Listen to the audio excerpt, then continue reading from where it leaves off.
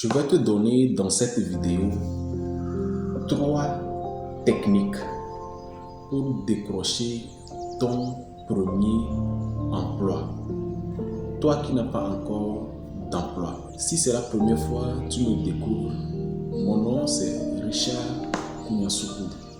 Sur cette chaîne, on parle de business, d'emploi, de finances et de développement de carrière. Si ce genre de thématiques t'intéresse, n'hésite pas à t'abonner, à liker cette vidéo et à la partager. Reste jusqu'à la fin de cette vidéo parce que j'ai un bonus à te donner. La première des choses quand tu es à la recherche d'emploi, c'est d'avoir un objectif précis. Qu'est-ce que je veux dire par là? Tu dois savoir quels sont les postes que tu peux occuper et apporter tes connaissances et tes compétences. On ne se lève pas comme ça et on dit on cherche du travail. Et tu es là, tu écris des lettres de motivation partout et dans tes ongles. Non. Il faut avoir un objectif précis. Il faut que tu saches que si on me dépose en tant que vendeur, je peux assumer. Si on me dépose en tant que comptable, je peux assumer. Si on me dépose en tant que caissier, je peux assumer. Tu dois avoir un objectif précis quand tu cherches un travail. C'est très important. Là, c'est la première des choses.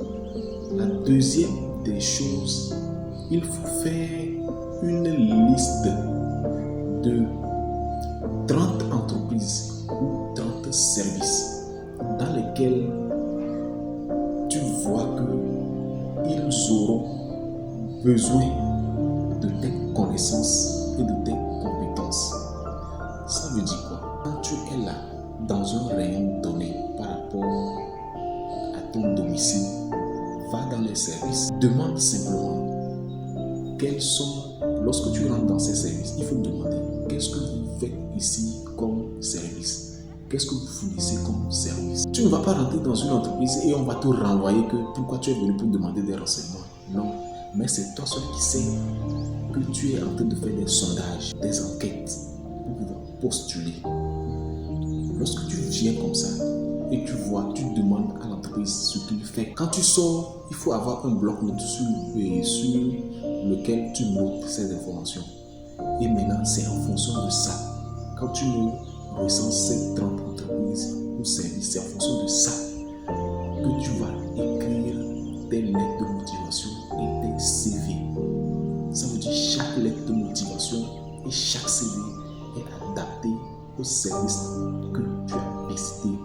Fais comme ça, chaque jour, dépose 2 dossiers dans 2 entreprises différentes sur une période de 15 jours. Maintenant, la troisième astuce, c'est de faire un suivi.